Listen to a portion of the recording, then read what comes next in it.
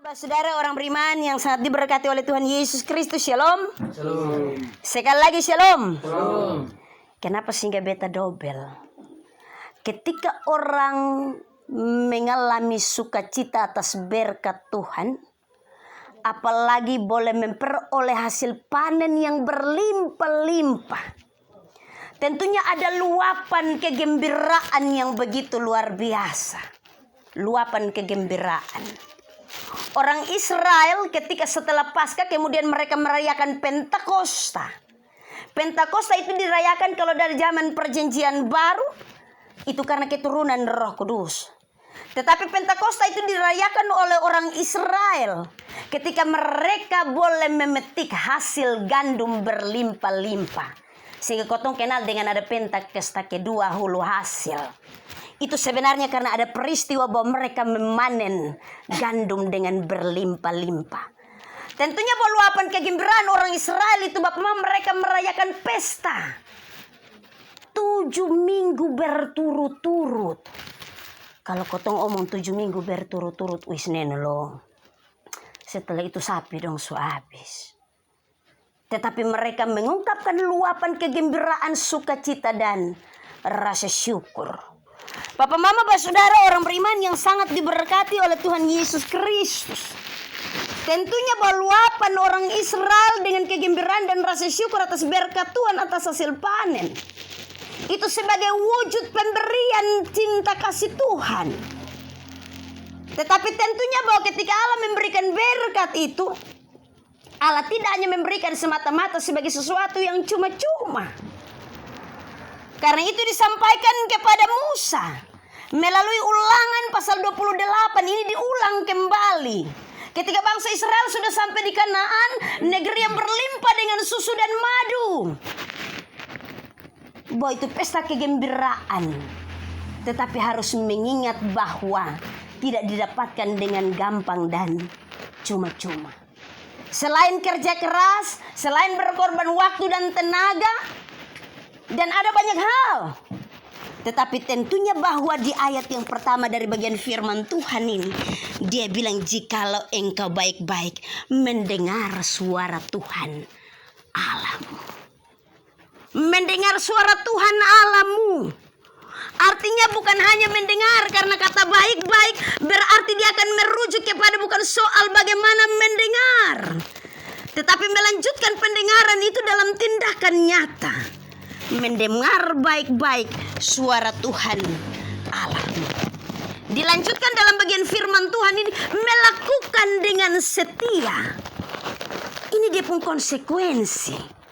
Jadi bukan hanya dapat berkat percuma-percuma sah, tetapi mendengar dan melakukan dengan setia segala perintah yang disampaikan kepadamu. Dalam hal ini dia mau omong soal orang yang takut akan Tuhan, yang bekerja dengan mengandalkan Tuhan.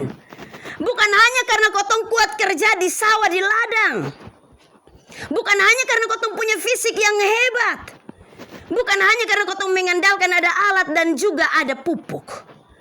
Tetapi kita benar-benar melakukan perintah Tuhan dengan setia. Maka kita akan menjadi orang-orang yang diberkati.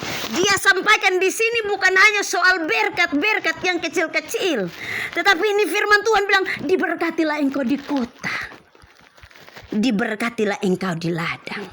Tempat di mana kita mendiami itu menjadi tempat penuh berkat Tuhan. Tetapi di situ juga Tuhan mau supaya kita mengelola dan tempat itu memberkati dan menjadi berkat untuk kotong. Dia omong soal kota, tempat kediaman. Dia omong soal ladang di mana kita harus mengelola. Kalau omong begini kotong so omong kembali petani. Kalau kotong mau omong soal hidupnya yang menghidupkan hanya petani. Karena kalau soal ada petani maka kotong semua son makan beras, son makan padi. Artinya bahwa di kota di mana kotong tinggal, kotong mengusahakan untuk tempat itu benar-benar menghasilkan. Dia bilang diberkatilah buah kandunganmu, hasil bumimu dan hasil ternakmu, yakni lembu sapimu dan kambing dombamu. Ini dia omong di Suku Rata, dia bukan hanya omong soal padi di ladang Bapak Yusti, tapi dia omong soal sapi, Dia seomong soal kambing, dia seomong soal babi, ayam, dan seterusnya. Dia omong dari yang kecil sampai yang besar. Dia bilang diberkatilah engkau, diberkati buah kandunganmu. Artinya bahwa apa yang kotong usahakan dari kotong pung hati, bekerja dengan kotong pung hati, bekerja dengan doa, bekerja dengan ketekunan yang keluar dari dalam hati akan diberkati. Terkadang kalau omong yang soal ini buah kandungan, orang omong soal beranak cucu. Tetapi yang dia memaksudkan di sini adalah apa yang kotong kerjain keluar dari kotong pung hati. Orang biasa bilang bahwa ketika kotong bekerja, iman itu adalah ketika kotong bekerja. Iman itu adalah ketika kotong di sawah. Iman itu adalah ketika kotong di ladang. Iman itu adalah ketika kotong supanen padi, itu iman. Iman. Dia omong apa yang keluar dari hati. Bekerja dengan hati. Bahwa ini bukan untuk siapa-siapa, tetapi untuk kehidupan dan kesejahteraan. Diberkati buah kandunganmu. Tetapi selanjutnya dia omong soal lingkup yang lebih besar. Diberkatilah bakulmu, tempat adonanmu. Artinya kau tempung lumbung sonakan kosong. Diberkati. Tetapi ini semua ini yang dia omong ini, kembali lagi di bagian ayat yang pertama. Jikalau engkau mendengar baik-baik dan melakukan dengan setia perintah Tuhan Allahmu, maka akan diberkati yang begini. Bapak Maba, saudara orang beriman yang sangat diberkati oleh Tuhan Yesus Kristus. Tentunya bahwa hari ini kotong berkumpul hanya karena kotong melihat berkat Tuhan yang begitu luar biasa. Kotong duduk bersama dengan penuh rasa syukur. Ini kotong peluapan kegembiraan kepada Tuhan. Bahwa benar janji Tuhan kepada orang-orang yang takut akan Tuhan, yang mendengar suaranya dan melakukan dengan setiap perintahnya. Diberkatilah engkau di kota dan di ladang. Diberkati buah kandunganmu. Diberkatilah lumbung dan juga bakulmu, tempat adonanmu. Semuanya Tuhan sediakan. Janji Tuhan lebih daripada itu. Dia bilang sampai kepada keluar masuk. Itu berarti suatu tanda penyertaan Tuhan. Bahwa di tahun ini orang panen padi, kotong juga panen padi. Walaupun ada gagal di panen jagung ini tahun. Ini tahun banyak orang mengeluh karena sudah ada jagung. Tetapi Tuhan kasih berkat melalui sawah ladang untuk ada padi di tahun ini. Sehingga kotong diberkati di tahun ini. Bapak Maba, saudara orang beriman, semua yang Tuhan buat menjadi bagian berkat bagi kita. Tetapi tentunya hari ini bukan hanya mendengar baik-baik dan melakukan. Kita datang dengan menyatakan luapan hati kita dengan bersyukur. Tuhan sangat baik. Dia pelihara setiap orang beriman dengan bertanggung jawab. Dia pelihara dengan caranya. Dari hasil kerja dan dari usaha kita. Itu sebagai bukti pemeliharaan Tuhan. Dia memberikannya sebagai suatu kasih karunia. Supaya setiap orang-orang percaya.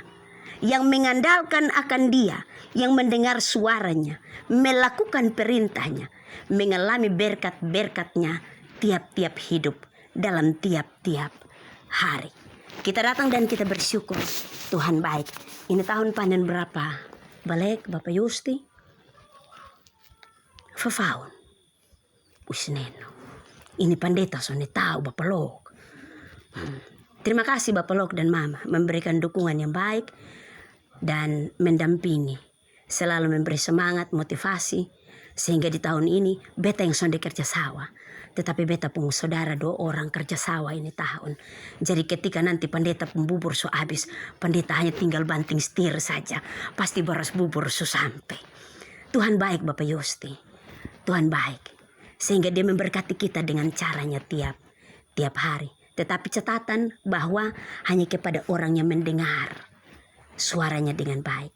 Melakukan perintahnya dengan setia, dia akan memberkati. Kenapa beta bilang begitu? Karena ada satu catatan penting Bapak Lok dan Mama, Bapak Yusti dan juga Mama Parni melayani Tuhan di gereja.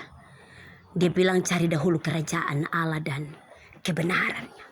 Maka segala perkara akan ditambahkan kepadamu. Engkau tidak akan menjadi yatim piatu dan meminta-minta roti. Karena Allah pelihara dengan caranya yang ajaib. Karena itu kita datang dengan bersyukur. Tuhan Yesus terlalu baik. Tuhan memberkati kita dalam terang firman-Nya. Terpujilah nama Tuhan Allah kita.